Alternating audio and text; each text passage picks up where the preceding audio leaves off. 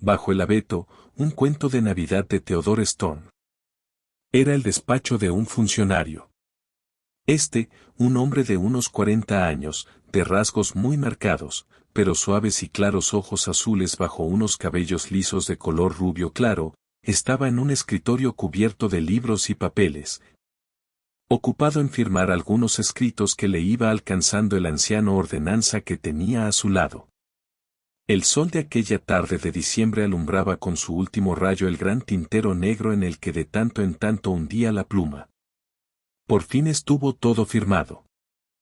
¿El señor juez quiere alguna cosa más?, preguntó el ordenanza mientras ordenaba los papeles. No, muchas gracias. Entonces tengo el honor de desearle una feliz Navidad. Yo a usted también, querido hermano. El ordenanza hablaba uno de los dialectos del centro de Alemania, en el tono del juez había algo de la dureza de aquellos pueblos nórdicos alemanes que hacía pocos años, y en esta ocasión en vano, habían derramado mucha sangre en una de sus viejas luchas con los extranjeros del pueblo vecino. Cuando su subordinado se hubo alejado, sacó de debajo de los papeles una carta empezada y continuó escribiendo despacio. Las sombras del despacho se hacían cada vez mayores. No vio la delgada figura femenina que, detrás de él, había entrado por la puerta con suave paso, no se dio cuenta hasta que ella le puso el brazo en el hombro. Su rostro tampoco era joven, pero en sus ojos había aún aquella expresión juvenil que uno encuentra en las mujeres que se sienten amadas, pasada incluso la primera juventud. ¿Estás escribiendo a mi hermano?, preguntó, y en su voz, solo que algo más suave, resonaba el mismo timbre que en la de su marido. Él asintió con la cabeza. Léelo tú misma, dijo dejando la pluma y mirándola. Ella se inclinó por encima de él, pues ya se había hecho de noche. Leyó lo siguiente, despacio, igual que él lo había escrito. Ya vuelvo a estar sano y puedo trabajar, por suerte, porque en tierra extraña es necesario labrarse cada hora el suelo que uno pisa. Por muy malo que sea, vosotros estáis bien en casa, y ¿quién no hubiera preferido quedarse de haber podido conservar un pedazo de pan y aquella imprescindible y suave almohada del viejo refrán?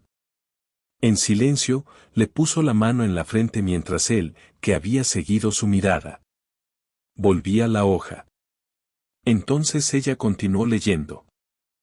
He tenido la satisfacción de poder prestarle un buen servicio a aquella buena e inteligente mujer que conociste en nuestra casa las pasadas Navidades. Ese hermoso bosque que ella tanto deseaba está por fin desde hace poco en su poder. Si mañana tuviéramos para tu amigo Arro un abeto de ese bosque. Porque aquí no hay ni una conífera en muchos kilómetros a la redonda. ¿Y qué es una Nochebuena sin un árbol así, con su aroma lleno de magia y de secretos? Pero tú, dijo el juez cuando su mujer hubo terminado de leer, tú llevas en tu ropa el aroma de la auténtica Nochebuena. Sonriendo, ella se llevó la mano al bolsillo del vestido y puso ante su marido, en la mesa, un buen pedazo de pastel de Navidad tostado. Acaban de llegar de la pastelería, dijo, prueba, tu madre no te los hace mejores. Él cogió un pedazo y lo examinó con detenimiento, pero encontró todo lo que de pequeño siempre le había encantado, la masa estaba quebradiza como el cristal. Los terrones de azúcar enrollados en ella bien deshechos y escarchados. ¿Qué espíritus tan buenos salen de este pastel?, dijo reclinándose en la silla, de repente veo cómo llega la Navidad a nuestra tierra, a la vieja casa de piedra. Los picaportes de latón están, si cabe, más relucientes que nunca, la gran lámpara de cristal del pasillo alumbra hoy con más claridad las volutas de estuco de las paredes bien encaladas, un reguero de niños, cantando y pidiendo, va entrando por la puerta, desde la amplia cocina del sótano huelen el aroma de la masa de las galletas que chisporrotea al fuego en el gran caldero de cobre. Lo veo todo, veo a mi padre y a mi madre, gracias a Dios que los dos están vivos. Pero esos tiempos que veo están tan lejos. Aún soy un niño. Las habitaciones a ambos lados del pasillo están iluminadas, a la derecha está la sala del abeto.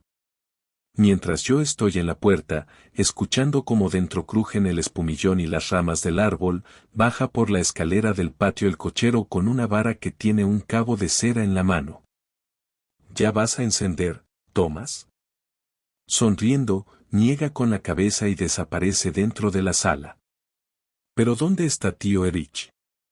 Alguien está fuera, subiendo la escalera, se abre la puerta. No, es solo su aprendiz, que trae la larga pipa del señor consejero. Detrás de él brota otro reguero de niños, 10 pequeñas gargantas entonan a la vez. De lo alto del cielo vengo. Y mi abuela ya está entre ellos, en el medio, la anciana y laboriosa mujer, con la llave de la despensa en el dedo meñique y un plato lleno de galletas en la mano. ¿Cómo desaparecen todas a la velocidad del rayo? Yo también cojo mi parte y justo en ese momento llega también mi hermana con la niñera, vestida de fiesta, las largas trenzas recién peinadas. Pero yo no me detengo y bajo los escalones al patio de 3 en 3. Poco a poco se había ido haciendo de noche, en silencio, la mujer del juez había quitado una pila de actas de una silla y se había sentado al lado de su marido. Allí, en el edificio anexo, está el estudio de mi padre. Al vestíbulo no llega hoy ningún rayo de luz a través del cristal de la puerta del escritorio. Mi madre ha estado colocando al viejo mago junto con los otros secretos de Navidad. Pero yo avanzo a tientas en la oscuridad, porque enfrente, en su estudio, oigo los pasos de mi padre. Ya no está trabajando. Abro la puerta con cuidado, con cuánta claridad lo veo ante mí, a él en persona y el enorme despacho lleno de humo en el que repiquetea el seco tic-tac del viejo reloj de pared. Va pasando entre las mesas llenas de papeles con solemne nerviosismo, en una mano el candelabro de latón, como si todo lo que le molesta hubiera de quedar ahora excluido. Abre el cajón de su pequeño atril y saca la gran tabaquera dorada del estuche de piel de serpiente, un antiguo regalo de la bisabuela a su prometido. Luego, tras la muerte del bisabuelo, un presente de honor y de confianza en él. Pero aún no está listo, en el cestito del dinero rebusca unas relucientes monedas de plata para los sirvientes, una moneda de oro para el escribiente. ¿Ha llegado ya el tío Erich?, pregunta sin volverse hacia mí. Todavía no, padre. ¿Puedo ir a buscarlo? Podrías hacerlo. Y cruzo corriendo la casa, salgo a la calle, doblo la esquina y sigo por el puerto y, mientras oigo el silbido del viento del crepúsculo en los cabos de los barcos, llego a la vieja casa con el voladizo en la fachada. La puerta se abre y el timbre resuena por el pasillo y el zaguán. Delante del mostrador está el viejo dependiente que dirige la venta al por menor. Me mira un poco enfadado. El señor está en su tienda, dice en tono muy áspero, no le gustan los diablillos indómitos y entrometidos. ¿Pero a mí qué más me da?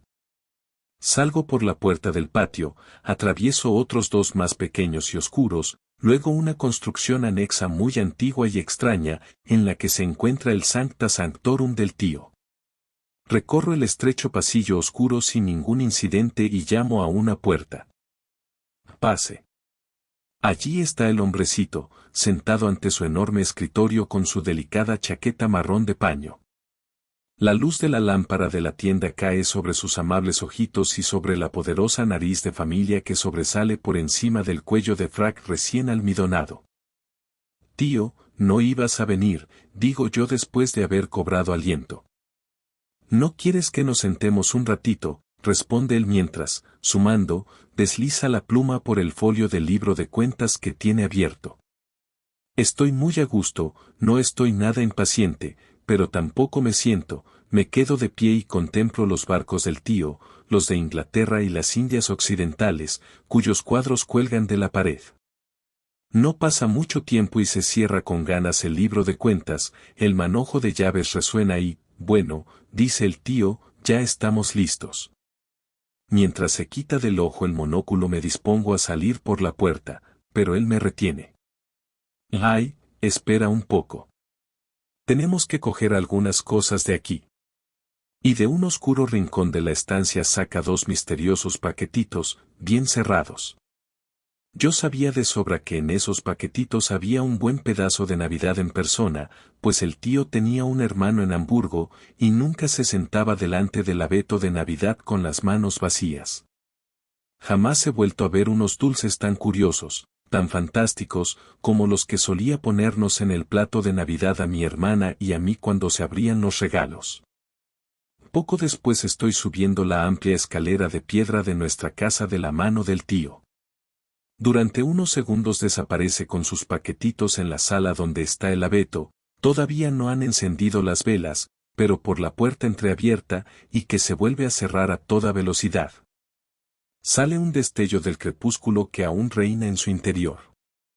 Cierro los ojos porque no quiero ver nada y entro en la habitación de enfrente, iluminada para la fiesta, y que emana el aroma del pastel tostado y de la delicada mezcla de té, hoy muy especial. Mi padre la recorre con lentos pasos de un lado a otro, las manos a la espalda. Bueno, ¿ya estáis aquí?, pregunta deteniéndose. Y al punto está también el tío Erich con nosotros, me parece que todo se ilumina de repente cuando él entra. Saluda a la abuela, a mi padre y le coge a mi hermana la taza que ella le ofrece en la bandejita lacada de amarillo.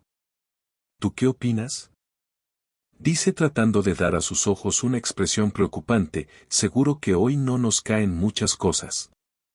Pero al decirlo ríe con tal consuelo que sus palabras resuenan como una promesa de oro. Luego, mientras la tetera silba en el reluciente calentador de latón, empieza uno de sus breves relatos sobre lo que ha acontecido en los últimos días, desde que no le hemos visto.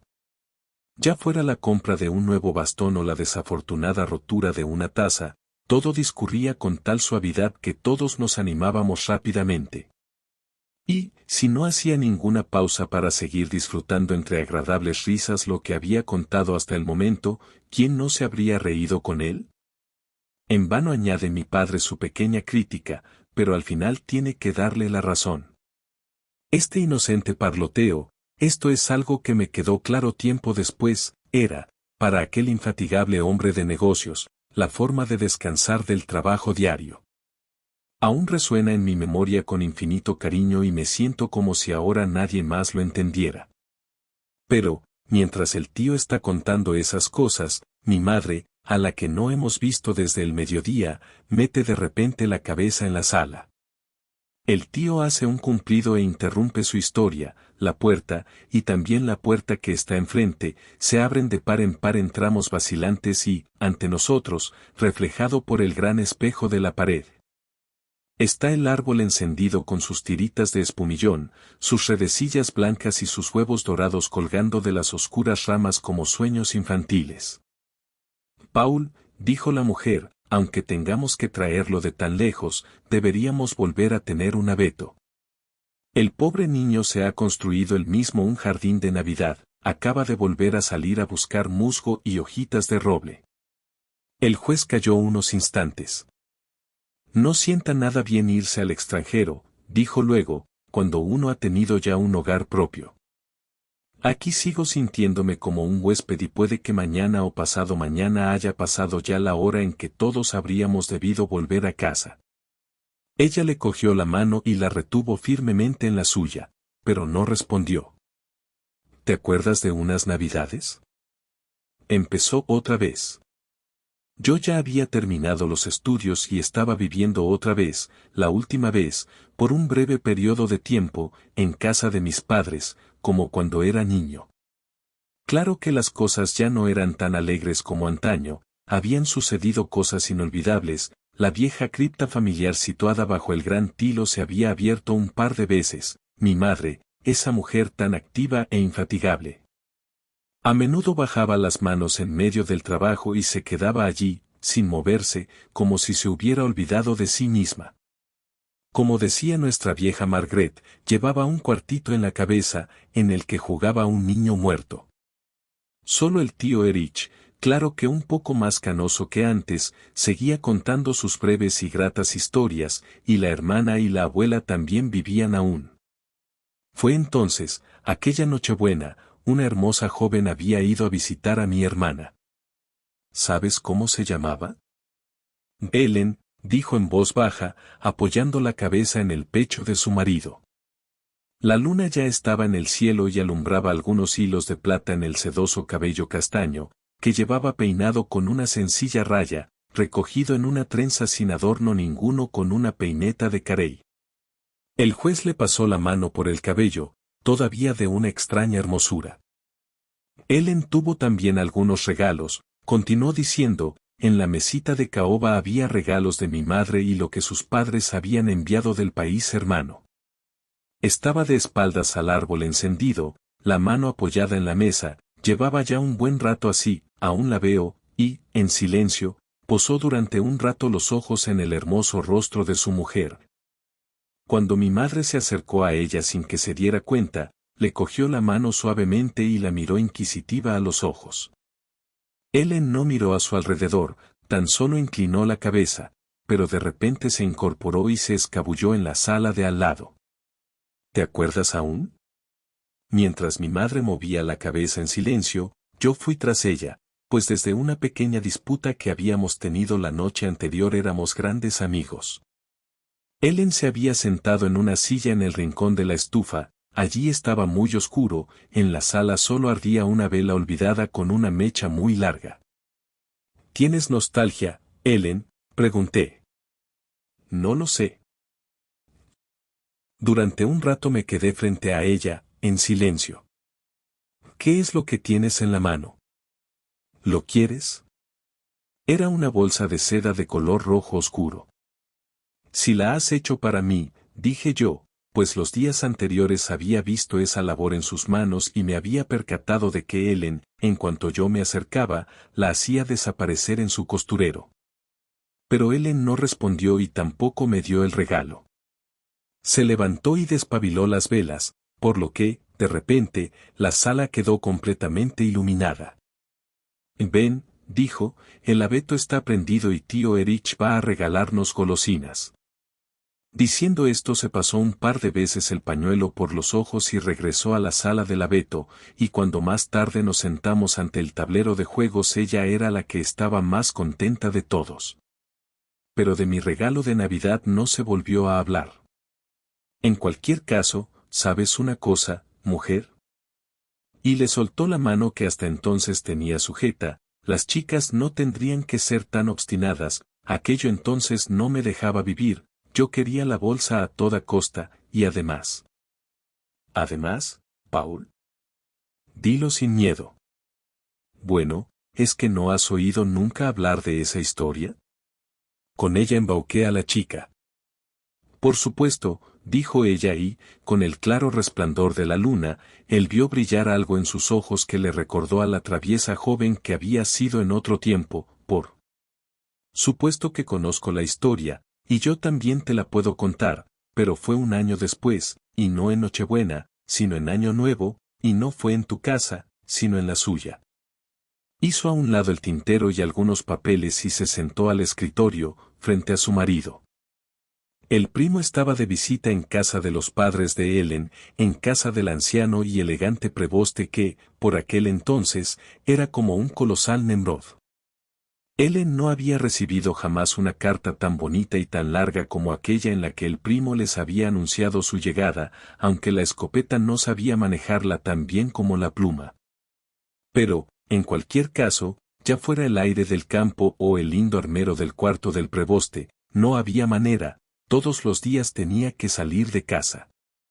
Y, cuando luego por las noches regresaba a casa completamente calado, con los bolsillos vacíos, y, sin decir palabra, dejaba la escopeta en el rincón, cuán placenteros resultaban los puyazos del anciano. ¡Qué mala suerte, primo! Hoy se te han vuelto locas todas las liebres. Oh, mi buen chico. ¿Qué va a pensar Diana de ti? Pero la que más. ¿Me estás escuchando, Paul? Te estoy escuchando, mujer. La que más le atormentaba era Ellen, en secreto le ponía una corona de paja, le ataba una pluma de ganso al cañón de la escopeta. Una mañana, ¿te acuerdas?, estaba todo nevado, había sacado de la despensa una liebre que había cazado el criado y al rato estaba otra vez en su viejo comedero del huerto, como si estuviera viva. con una hoja de col entre las patas delanteras. Luego fue a buscar al primo y lo llevó hasta la puerta del patio. ¿La ves, Paul? Allí detrás, donde la col, se le ven las orejas entre la nieve. Él también la veía, le temblaba la mano. Calla, Ellen. No hables tan alto. Voy a coger la escopeta. Pero apenas se hubo cerrado a sus espaldas la puerta del despacho del padre, Ellen echó a correr hacia la nieve y, cuando él por fin llegó con la escopeta cargada, la liebre colgaba otra vez del seguro gancho de la despensa. Pero el primo se dejaba atormentar con mucha paciencia. Por supuesto, dijo el juez apoyando confortablemente los brazos en el respaldo del sillón, todavía no tenía la bolsa. Por eso también. Seguía allí intacta, en la cómoda, en la guardilla de Ellen. Pero, allí donde estaba Ellen, también estaba el primo, es decir, cuando no estaba de casa. Si ella estaba en la mesa de costura, él seguro que había cogido un libro del cuarto de los trastos y le leía en voz alta. Si estaba en la cocina haciendo galletas, él estaba a su lado, con el reloj en la mano, para que diera la vuelta al hierro en el momento justo. Así llegó la noche de Año Nuevo. Por la tarde habían estado en el patio disparando con las pistolas del padre a los huevos dorados que Ellen había cogido del árbol de Navidad de sus hermanos. Y el primo había acertado 2 veces entre los aplausos de los pequeños. Pero, ya fuera porque tenía que marcharse al día siguiente o porque Ellen había salido corriendo cuando la había ido a buscar a su habitación, ya no era el primo paciente de antes, actuó rápido y con poca cortesía. Sin mirar apenas hacia donde estaba ella. Continuó así toda la tarde, incluso después, cuando se sentaron a la mesa. En un momento, la madre de Ellen los miró inquisitiva, pero no dijo nada. El preboste tenía que estar pendiente de otras cosas, escanciando el ponche que él mismo había hecho, y cuando en el pueblo dieron las 12, entonó la vieja canción de Año Nuevo de Johann Heinrich Bass, que todos cantaron fielmente de principio a fin. Luego todos gritaron, «¡Feliz Año Nuevo!». Y se estrecharon la mano, y también Ellen se la dio al primo, pero él apenas le rozó la punta de los dedos. Lo mismo sucedió después, cuando se desearon buenas noches. Una vez que la joven estuvo sola en su guardilla, y ahora fíjate, Paul, lo sincera que soy al contarlo, no encontraba sosiego para dormirse. Se sentó en silencio en el borde de la cama sin quitarse la ropa y sin prestar atención al frío seco de aquella habitación sin estufa. Porque estaba muy afectada, no le había hecho nada malo a aquel ser.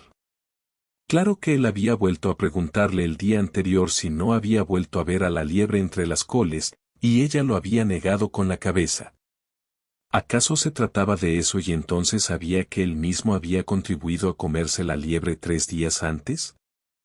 Se dispuso a leer de nuevo la linda carta del primo. Pero, al echar mano al bolsillo, echó de menos la llave de la cómoda. Bajó con la vela al cuarto de estar y, como allí no la encontró, se dirigió a la cocina, donde había estado trajinando hacía poco. Aquel gran cuarto oscuro seguía aún caliente de todos los guisos y los pasteles de aquella noche. Y, en efecto, allí estaba la llave, en el alféizar de la ventana. Pero se quedó aún un momento allí, mirando la noche a través de los cristales. Los campos de nieve se extendían tan anchos y tan claros.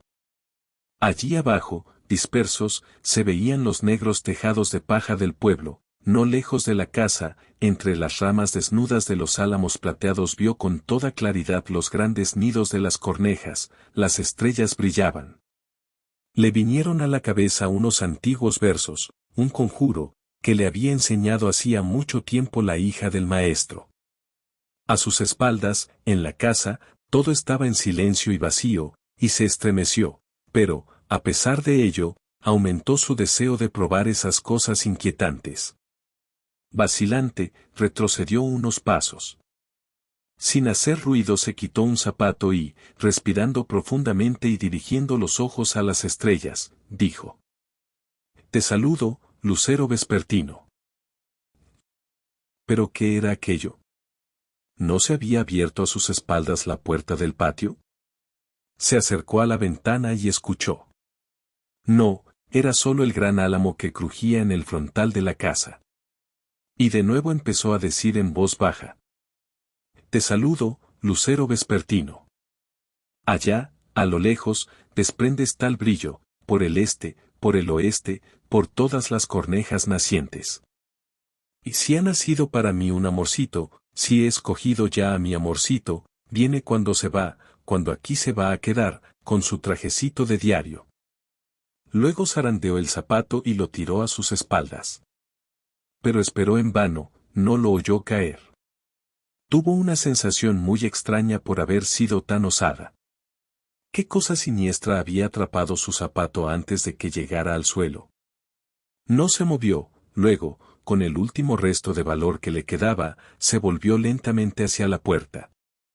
En la oscuridad de la puerta había un hombre, y era Paul, había salido otra vez a ver si veía a la desdichada liebre.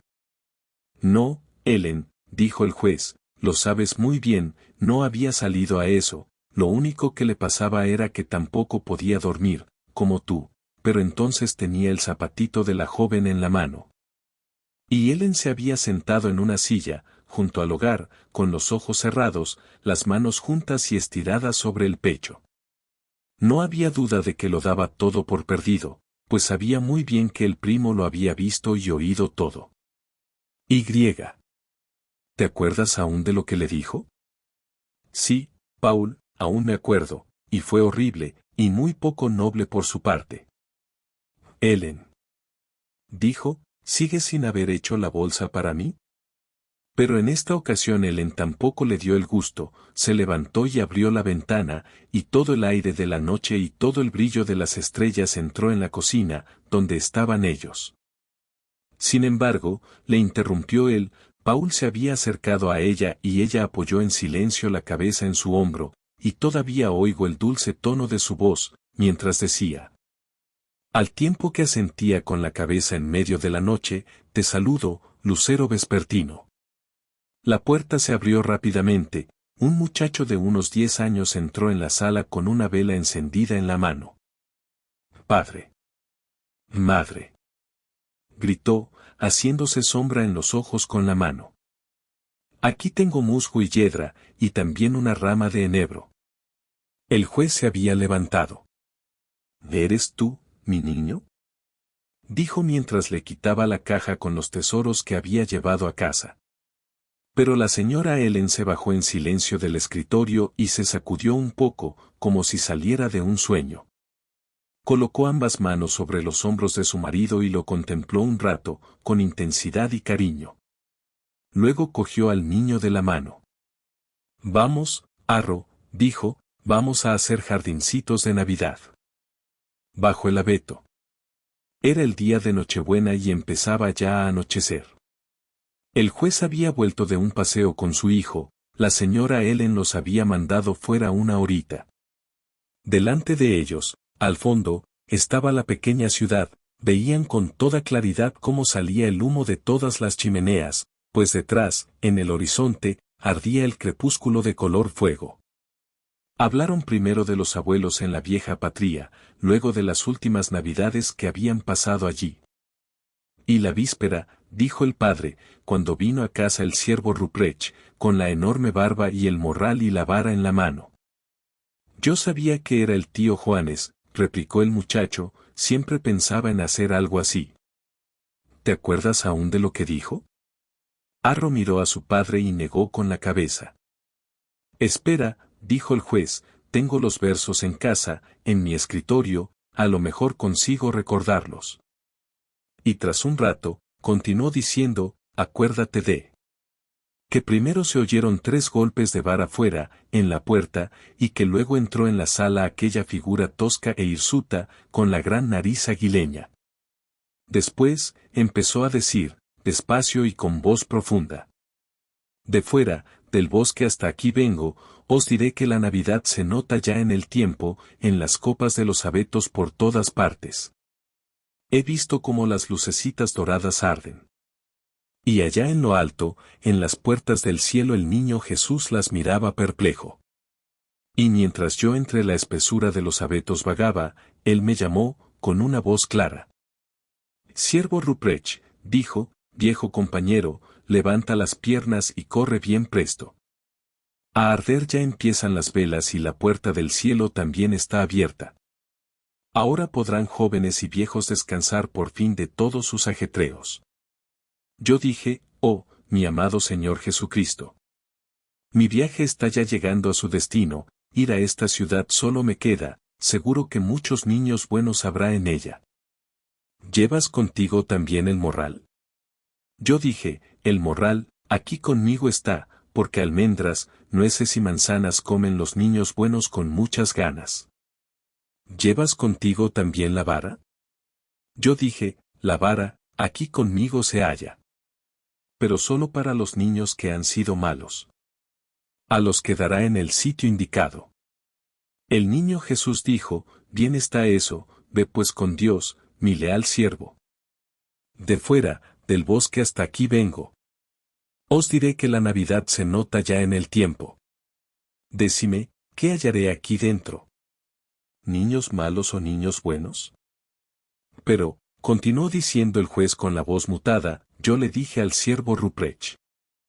El chico es de corazón bueno, aunque a veces es un poco terco. Lo sé, lo sé. Gritó Arro en tono triunfal y, levantando el dedo, y con gesto astuto añadió, luego pasó algo. Algo que te hizo gritar mucho, porque el siervo Ruprecht sacó la vara y dijo. ¿No decís vosotros por caso? ¿Cabeza gacha y pantalones abajo? Oh, dijo Arro, yo no tenía miedo, solo estaba enfadado con el tío. Sobre la ciudad, que ya casi habían alcanzado, no había más que un brillo mortecino en el cielo. Estaba anocheciendo, pero empezó a nevar, los copos caían abundantes y en silencio, y el camino brillaba entonces todo blanco a sus pies. Padre e hijo llevaban un rato andando en silencio uno al lado del otro. La noche siguiente, empezó a decir otra vez el juez, estaba ya encendido el último abeto que has tenido. Eran aquellos tiempos revueltos, hasta los dulces que colgaban entre las ramas del abeto se habían vuelto belicosos, todo nuestro ejército, soldados a caballo y a pie. De todo aquello ya no queda nada. Añadió más bajo y como si hablara consigo mismo. Pareció como si el muchacho fuera a responder algo, pero otra cosa acaparó de repente su atención. Era un hombre alto, con barba, que, saliendo por un sendero, llegó hasta la carretera. Sobre los hombros llevaba una valija larga con forma de palo que se balanceaba de un lado a otro, mientras con una rama de abeto que tenía en la mano iba dando latigazos al aire con cada paso. Al adelantarlos, Arro reconoció a la luz del crepúsculo la gran nariz colorada y aguileña que sobresalía bajo la gorra de piel. El hombre llevaba también un morral que, al parecer, estaba repleto de un montón de cosas cuadradas. Iba delante de ellos a toda velocidad. Siervo Ruprecht, susurró el muchacho, levanta las piernas y corre bien presto. El remolino de los copos de nieve iba haciéndose cada vez más espeso, lo vieron aún bajar hacia la ciudad, luego desapareció de su vista, pues la casa de la familia quedaba un buen trecho a las afueras. Claro, dijo el juez mientras avanzaban a toda prisa, el viejo llega tarde, allí abajo, en la calle, se ve ya el resplandor de todas las ventanas en la nieve. Finalmente llegaron a la casa. Tras quitarse en el pasillo los abrigos llenos de nieve, entraron en el despacho del juez. Allí habían servido ese día el té, el gran globo de la lámpara estaba encendido, todo estaba iluminado y ordenado. Sobre el fino mantelito de damasco estaba la bandeja del té, de un delicado lacado, con las tazas de los cumpleaños y el azúcar glacé, al lado, sobre la alfombra, en el calentador de caoba con incrustaciones de latón. Hervía la tetera, como tiene que ser, sobre brasas de turba bien ardiente, igual que en su día en casa, en la gran sala de la vieja casa familiar, también aquí en la pequeña salita los pasteles de Navidad tostados. Hechos según la receta de la bisabuela, desprendían su aroma. pero mientras la madre preparaba aún la fiesta en el cuarto de estar, padre e hijo se quedaron solos, no vino ningún tío Erich para compartir con ellos la fiesta. Sí que era diferente a como era en casa. Arro había llamado a la puerta un par de veces con dedos cautelosos y la respuesta había sido un «paciencia» muy bajito de la madre. Finalmente, la propia señora Ellen entró. Sonriendo, aunque no sin un ligero aire de nostalgia, extendió las manos y se llevó a su esposo y a su hijo, cada uno de una mano, hasta la iluminada sala dispuesta para la Nochebuena. Daba una impresión lo suficientemente agradable. Sobre la mesa del centro, entre dos filas de velas encendidas, estaba la pequeña obra de arte que madre e hijo habían hecho los días previos, un jardín al gusto del siglo anterior, con setos perfectamente cortados y oscuros cenadores, todo delicadamente hecho con musgo y un variado follaje invernal. Sobre el estanque de cristal de espejo nadaban dos cisnes blancos, al lado del pabellón chino había damas y caballeros en miniatura hechos de papel maché, todos empolvados y con robes a la francaisé. A ambos lados estaban los regalos para el muchacho, una buena lupa para la colección de escarabajos, unos pliegos de historietas de Múnich, que no podían faltar, firmadas por Windy y Otto Spector. Un libro en cartoné con el lomo de piel roja, entre medias un pequeño globo en un estuche negro, al parecer una pieza antigua. Fue el último regalo de Navidad que me hizo el tío Erich, dijo el juez, te lo doy. Estos días he sentido mucho no haberle podido siquiera agradecer después la alegría que me dio cuando era niño. El pasado otoño me enterraron al anciano. La señora Ellen rodeó a su marido con el brazo y lo condujo hasta la mesa del espejo, donde ese día ardían los dos candelabros de plata. Ella también tenía un regalo para él, pero lo primero a lo que echó mano fue a una pequeña fotografía. Sus ojos descansaron en ella un buen rato, mientras la señora Ellen lo contemplaba en silencio. Era el jardín de sus padres, allí, bajo el arce de delante de la caseta de recreo, estaban los dos ancianos en persona, los espesos cabellos canos de su padre se reconocían perfectamente. El juez se había dado la vuelta, era como si sus ojos buscaran algo. Las velas del jardincito de musgo seguían ardiendo y crepitaban, a su luz estaba el muchacho ante el libro de Navidad abierto. Pero arriba, bajo el techo de la alta sala, estaba oscuro, faltaba el abeto, que habría llevado allí la luz de la fiesta. Entonces, fuera en el pasillo, sonó la campanilla, y la puerta se abrió de par en par con gran alboroto. ¿Quién es?, preguntó la señora Ellen, y Arro echó a correr hacia la puerta. Fuera oyeron una voz ronca que preguntaba: ¿Es esta la casa del señor juez? Y en ese mismo momento el muchacho volvió la cabeza y gritó: «Siervo Ruprecht, siervo Ruprecht». Luego tiró del padre y de la madre para que salieran con él. Era el hombre alto de la barba, que los dos paseantes se habían encontrado antes, a las afueras de la ciudad. Al resplandor de la lamparita del pasillo vieron brillar con toda claridad la colorada nariz aguileña bajo la gorra de piel cubierta de nieve. Había apoyado contra la pared su larga valija. «Tengo que entregar esto aquí», dijo mientras se quitaba del hombre el pesado morral. «¿De parte de quién?». «De eso no me han dicho nada». «¿No quiere acercarse un poco?». El anciano negó con la cabeza. «Ya está todo. Que pasen una buena Navidad». Y salió por la puerta sintiendo una vez más con la gran nariz. «Esto es un regalo», dijo la señora Ellen casi con algo de timidez. Arro había abierto la puerta de par en par. Así vio a la gran figura oscura alejándose ya por el camino nevado. Entonces llamaron a la criada, a quien hasta ese momento no habían podido dar sus regalos por culpa de ese entreacto, y, una vez que, con su ayuda, llevaron todas las cosas envueltas a la luminosa sala de Navidad.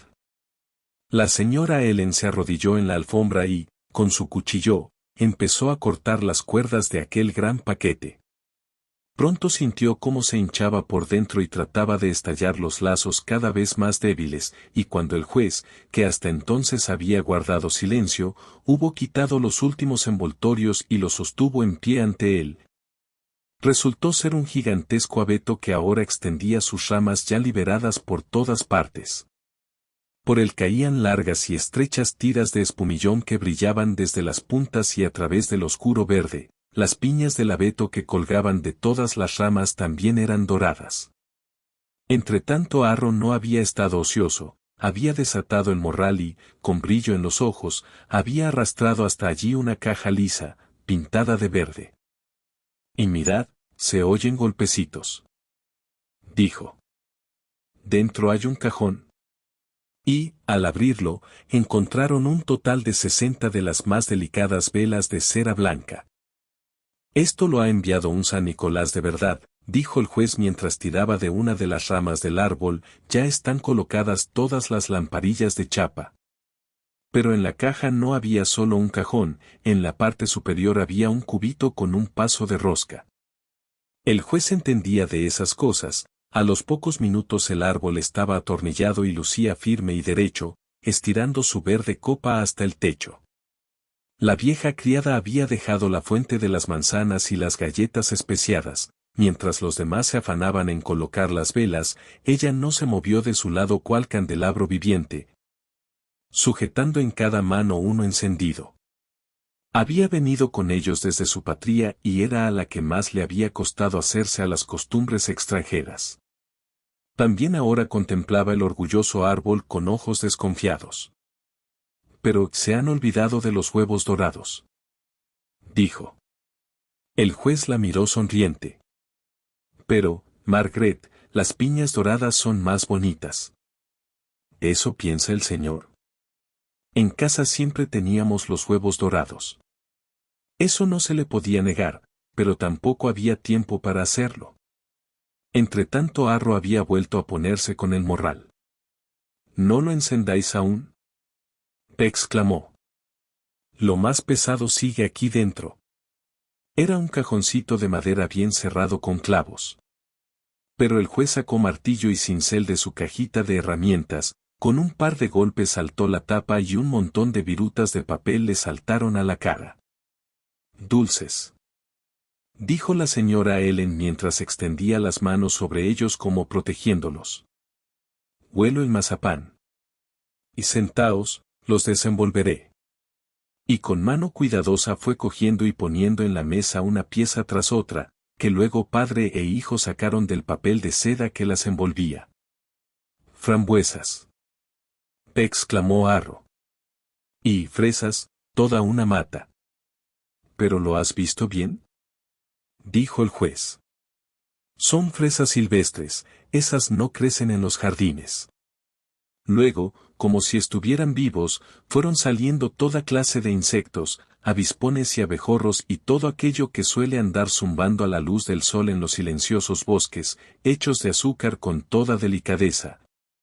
Con las alas espolvoreadas de oro, luego un panal, las celdas debían estar rellenas de licor, como los que las abejas silvestres construyen en el tronco de los robles huecos, y por último un gran ciervo volante de chocolate, con las patas juntas y las alas extendidas. Cervus lucanus, gritó Arro dando palmadas. Cada pieza, según el tamaño, llevaba una cintita de seda de color verde claro. No pudieron resistirse a la tentación y empezaron en ese mismo instante a adornar con ellas el árbol, mientras las manos de la señora Ellen seguían sacando a la luz nuevos tesoros. Muy pronto, entre las abejas, pendía también de las agujas del abeto una bandada de mariposas. Allí estaban la mariposa blanca del majuelo, la dapnis de color azul plata y la egeria de color de oliva. Y como quiera que se llamaran todas las que Arro había tratado de cazar en vano. Y los paquetitos, que las afanosas manos iban abriendo celosamente uno tras otro, cada vez pesaban más. Porque ahora llegaba la familia de las grandes aves, ahora venían el pardillo y el picapinos, un par de piquituertos, oriundos de los bosques de abetos, y, en ese momento, la señora Ellen lanzó un leve grito. Todo un nido lleno de pequeñas aves que abrían el pico, y el padre y el hijo empezaron a discutir sobre si eran reyezuelos o pequeños chamarices, mientras Arro ocultaba ya aquel pequeño hogar en lo más profundo de las ramas. Apareció aún otro habitante del bosque, debía de haber llegado de algún lugar con hayas, una ardillita de mazapán a la mitad del tamaño real, con la cola levantada y ojos astutos. Y ya se acabó, exclamó la señora Ellen. Pero no, aún quedaba un paquetito muy pesado. Lo abrió y lo escondió con toda rapidez entre sus manos. Una obra de arte, dijo. Pero no, Paul, yo soy más noble que tú, no te lo voy a enseñar. El juez no lo dio por bueno y le abrió las manos, que no había cerrado demasiado en serio, mientras ella, riendo, miraba por encima de sus hombros. Una liebre, dijo Arro todo contento. Tiene una hoja de col entre las patitas delanteras. La señora Ellen asintió. Claro, viene del huerto del viejo preboste. Arro, hijo mío, dijo el juez mientras levantaba amenazante el dedo hacia su mujer, prométeme comerte esta liebre para que desaparezca de una vez por todas de este mundo. Arro se lo prometió. El árbol estaba lleno, las ramas se arqueaban, la anciana Margaret gemía, no podía sostener los candelabros más tiempo, ya ni siquiera tenía brazos en el cuerpo. Pero ahora había más trabajo. A encender. Ordenó el juez, los niños de Navidad, pequeños y grandes, estaban allí, con rostros acalorados, subiéndose a escabeles y sillas y no pararon hasta que todas las velas estuvieron encendidas.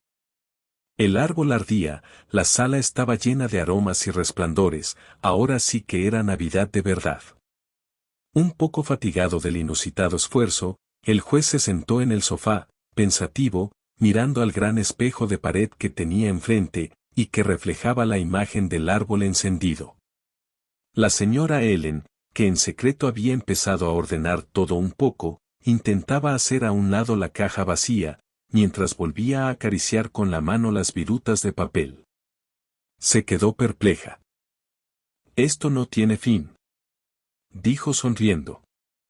Acababa de sacar un estornino de chocolate. Y Paul, continuó diciendo, habla. Se había sentado a su lado en el brazo del sofá y ambos leyeron juntos la hoja que el ave llevaba en el pico, un saludo navideño natural del bosque de una amiga agradecida. Así que es de ella, dijo el juez. Su corazón tiene buena memoria. El siervo Ruprecht ha tenido que recorrer un buen trecho, porque sus tierras están a 8 kilómetros de aquí. La señora Ellen se abrazó al cuello de su marido. ¿No es verdad, Paul? No queremos ser desagradecidos con los extraños. Yo no soy desagradecido, pero... ¿Pero qué, Paul? ¿Qué estarán haciendo ahora los viejos allí? No respondió a esto, le dio la mano sin decir palabra. ¿Dónde está Arro? Preguntó al cabo de un rato. Arro acababa de entrar de nuevo en la sala, de una cajita que llevaba consigo sacó una figurita descolorida y la sujetó con cuidado a una rama del abeto. Los padres se habían dado buena cuenta de que era una pieza de los confites del último árbol de Navidad que habían tenido en casa, un dragón sobre un caballo negro y con un abrigo de color gris a su lado. El muchacho se colocó ante él y lo contempló inmóvil, bajo su ancha frente los grandes ojos azules se volvieron mucho más sombríos. Padre, dijo por fin con voz temblorosa, qué pena lo de nuestro lindo ejército. Y si no lo hubieran fundido, entonces creería que aún estábamos en casa. A estas palabras del muchacho siguió una silenciosa calma. Luego el padre lo llamó a su lado. Tú recuerdas aún la casa de tus abuelos, dijo, tal vez seas el último de los nuestros que ha jugado en aquellas grandes salas, en cada uno de los pisos, poco falta ya para que pase a manos desconocidas. Uno de tus antepasados la construyó para su hijo. El joven la encontró terminada y amueblada cuando, tras varios años de ausencia en las ciudades comerciales de Francia, regresó a su hogar. A su muerte se la dejó a sus descendientes, y han vivido en ella como comerciantes o senadores o, después de haberse dedicado al estudio de la jurisprudencia, como alcaldes o síndicos de su ciudad natal. Eran hombres apreciados y bien intencionados que, en el curso del tiempo, pusieron sus fuerzas y su fortuna al servicio de sus conciudadanos de las formas más diversas. Por ello echaron raíces en la patria. Cuando yo era niño no había una sola familia cuyos padres o abuelos no hubieran trabajado para la nuestra, ya fuera en los barcos o en las fábricas o incluso en la propia casa. Eran relaciones de confianza mutua, cada cual elogiaba al prójimo y trataba de mostrar su valor ante el otro. Los padres transmitían esa confianza a los hijos como una fortuna, todos se conocían. Más allá del nacimiento y la muerte, pues conocían el carácter y a la familia de los chicos que nacían y a los ancianos que habían estado allí antes que ellos. El juez guardó silencio un momento, mientras el muchacho lo miraba inmóvil. Pero tus antepasados no solo construyeron hacia lo alto, continuó diciendo, sino también en las profundidades. A la casa de piedra de la ciudad le pertenecía la cripta que está fuera del cementerio. Porque los muertos también tenían que estar juntos. Y fue muy raro cuando pensé que yo tendría que marcharme, mi primer pensamiento fue que yo podría perder mi puesto. La he visto abierta más de una vez, la última cuando murió tu bisabuela, una mujer de avanzada edad, como suelen llegar a serlo los nuestros. No olvidaré el día. Yo había bajado y estaba abajo, en la oscuridad, entre los ataúdes que, a mi lado y por encima de mi cabeza, descansaban sobre las barras de hierro, todo el mundo de antaño, un grupo serio y silencioso. A mi lado estaba el sepulturero, un hombre canoso. Pero en una ocasión había sido joven y el cochero que había llevado, con el caniche negro entre las rodillas, los caballos negros de mi abuelo. Allí estaba, apoyado en un alto ataúd, y, como acariciándolo, deslizó la mano por el paño negro de la tapa. «Es mi viejo señor», dijo en su bajo alemán. Era un buen hombre. Hijo mío, solo allí, en casa, podía oír yo tales palabras. Sin querer, bajé la cabeza, porque tenía la sensación de que las bendiciones de la patria en persona caían sobre mí. Yo era el heredero de aquellos difuntos, ellos habían muerto, pero su bondad y su empeño seguían viviendo, y estaban allí para mí y me ayudaban allí donde yo me equivocaba, donde mis fuerzas me abandonaban. E incluso ahora, cuando, no para mi alegría ni la de los míos, sino empujado por aquella misteriosa nostalgia, regresaba por un breve espacio de tiempo, lo sé muy bien, allí se le tendía la mano a todos, no solo a mí. Se había levantado y había abierto una de las contraventanas. Los campos nevados se extendían a lo lejos, el viento soplaba, y bajo las estrellas las nubes se dirigían hacia donde, a una distancia invisible, se hallaba su patria. Con fuerza rodeó con el brazo a su mujer, que lo había seguido en silencio, sus ojos de color azul claro miraban penetrantes la noche. Allí. Dijo en voz baja. No quiero pronunciar el nombre, nadie gusta de oírlo en tierras alemanas, lo pronunciaremos en silencio en nuestro corazón, como los judíos el nombre del Santísimo.